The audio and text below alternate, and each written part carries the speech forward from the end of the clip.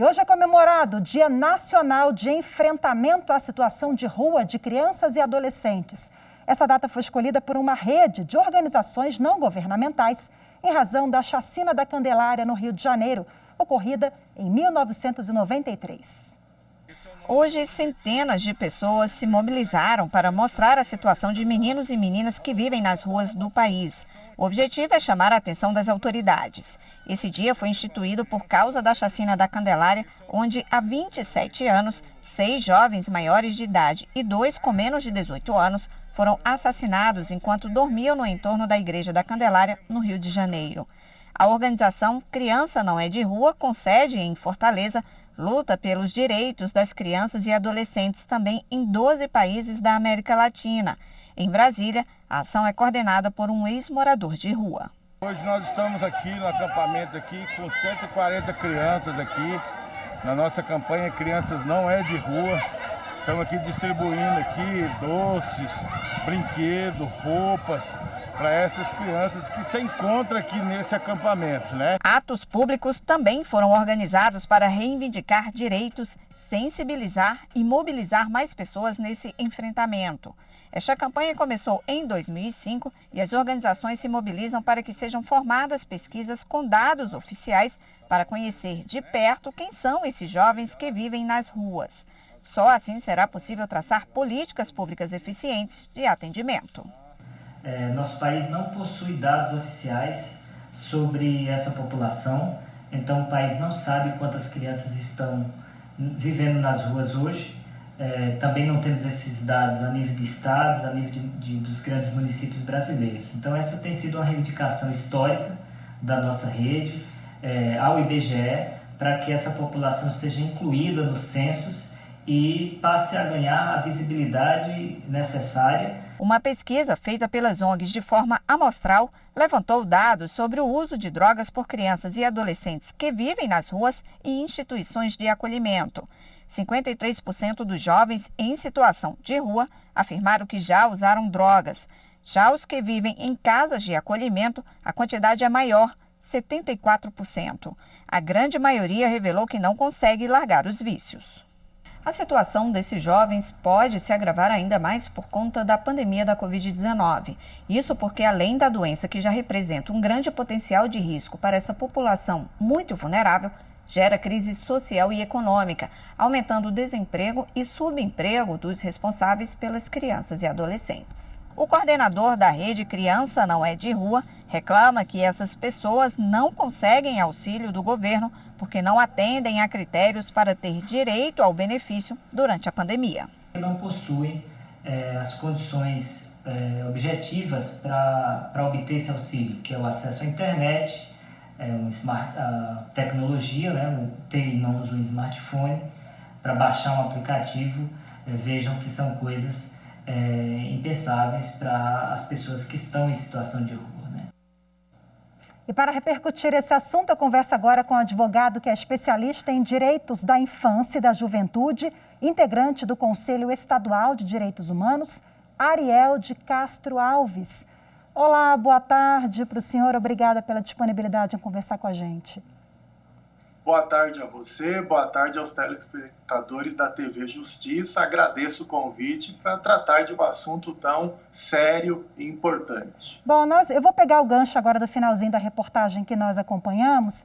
Essas crianças e adolescentes, muitas vezes, elas não têm acesso a políticas públicas porque são invisíveis para o Estado.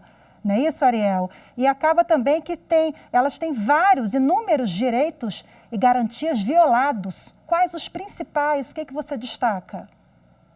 Sim, é importante destacarmos que essa é uma questão antiga.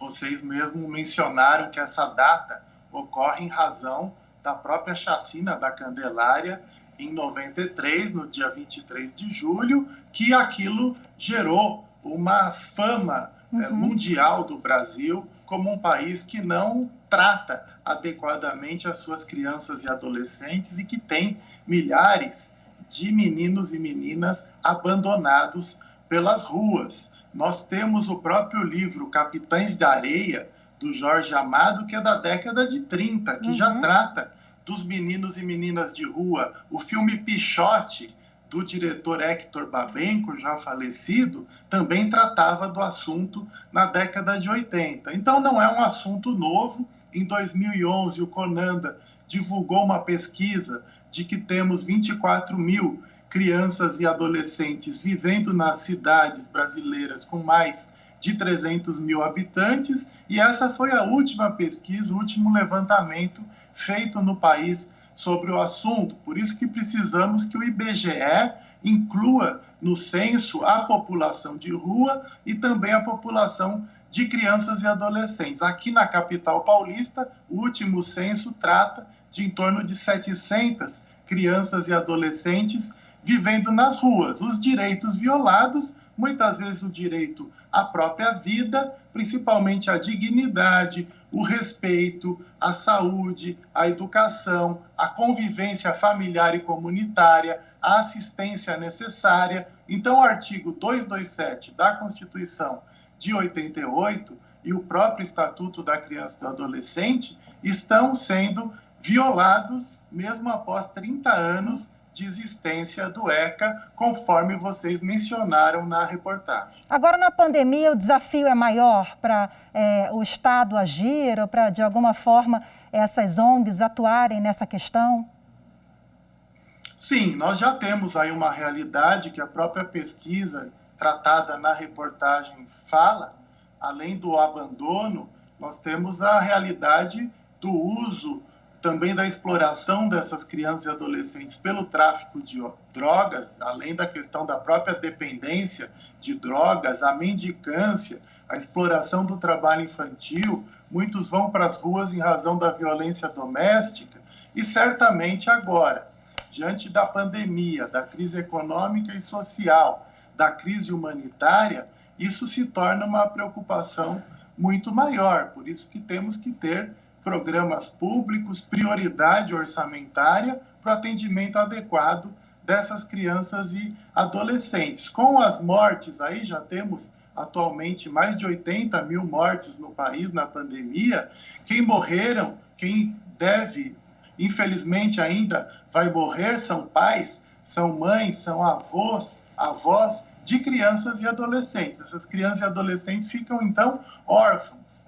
E temos também a questão daqueles que perdem as rendas, dos casos dos pais, mães, avós, e aqueles que estão desempregados. Isso tudo agrava a situação das crianças e adolescentes, deve aumentar a população de rua, tanto adulta como de crianças e adolescentes, assim como a exploração do trabalho infantil, a exploração sexual e a exploração de meninos e meninas também no tráfico de drogas. É uma situação muito complexa, né? A gente tem que avançar em muito nessa área aqui no Brasil. Mas hoje, esse dia de mobilização, nós vimos na reportagem da Carol, atos públicos em todo o país. Isso é importante para a gente chamar a atenção, rapidamente, que a gente tem só mais um minutinho.